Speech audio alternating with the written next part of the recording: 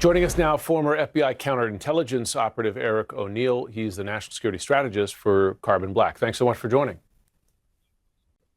Thank you for having me, Jim. First, I want to ask you, does the response right now from police and the FBI, but also the family in that message Savannah delivered there, does that indicate to you that investigators are operating under the assumption that they are in touch with the actual kidnappers, that these messages they've received are genuine? Yes, so all the information that we've received suggests that they do believe this is a kidnapping. They believe, at least from what we've heard from some of the reporting, that those messages do have information that could only be known by Nancy Guthrie or someone who had Nancy Guthrie.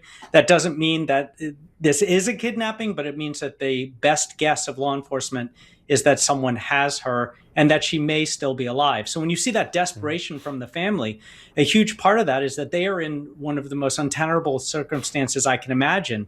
Their mother has been taken and they have no way to communicate with those who have taken her and negotiate or even confirm for themselves that she is indeed alive.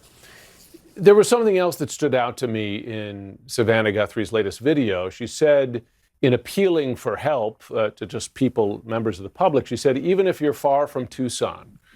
Did you note that as well? Would that indicate that perhaps there's some evidence that the kidnappers might be far from Tucson, where Nancy was taken?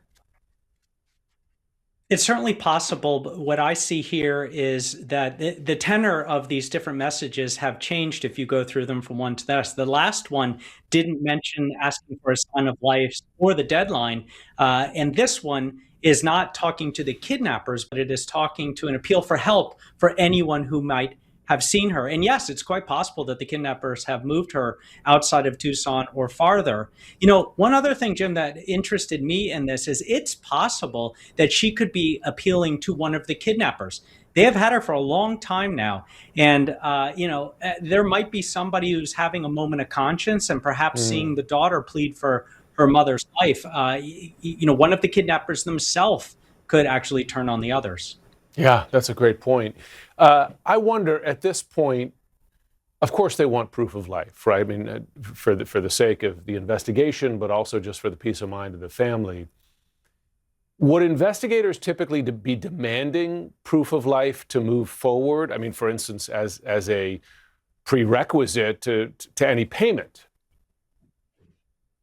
Yeah, typically you would want a proof of life before you put $6 million in a cryptocurrency wallet and then take the risk that the FBI is not able to track that cryptocurrency using chain analysis through the blockchain and hopefully identify a wallet linked to a person, right? So there's a lot of steps there and a lot of ways things can go wrong.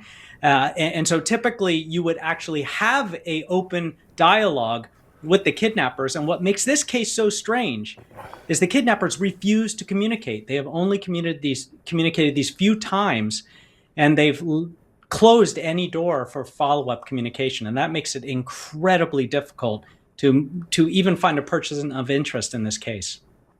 Eric O'Neill, former FBI, but also I should note the author of the book Spies, Lies, and Cybercrime. Thanks so much for helping us understand the status of this case.